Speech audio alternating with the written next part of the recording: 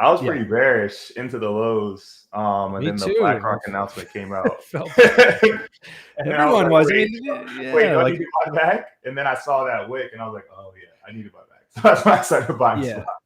Well, Uh, and that's really like a veteran move to just know when to flip. Like, okay, I was wrong, but like FOMO early, right? And that's yeah, something I picked up through 2 cycles is like, if you're gonna FOMO early, and I know me, I will FOMO in. I believe too much in this stuff, a high time frame to sit out of just say, guys there might be someone out there who's like, you know what, maybe it goes to 42K, but I'm gonna wait for a dip. Like I'm not doing that. And if I don't buy here, if I don't buy somewhere through this, I'm gonna just FOMO in at 31. So it's being able to pivot quickly, and I think BlackRock. I mean, even this has me in a bit of disbelief, just the speed of it. But yeah, the cat's out of the bag now, and I think it's really, as Gunny likes to call it, a repricing event.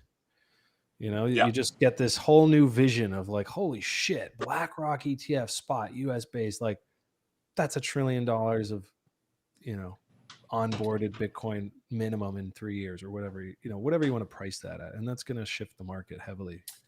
yeah. I mean, I think it's also like really important for sentiment on the space just in general, because literally days before you had a ton of news sites running like shift from crypto to AI, crypto's dead in the US, like because of Yeah, all the SEC's action against Binance, against Coinbase, like saying that they've been selling illegal securities. And then you have BlackRock come out and essentially say, no, we're going to use Coinbase custody on the back end for our spot Bitcoin ETF. And then at the same time, like, I don't know if I think it was like a day later, you have what, Citadel, Yeah, Fidelity, EDX. yeah, Schwab. coming out with their like EDX exchange.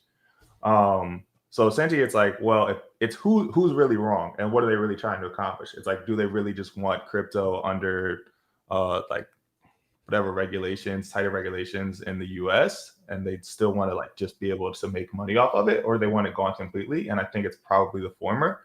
So when people see that shift, it's like, well, there's no reason really not to have allocation to crypto, especially considering how negative the sentiment has been.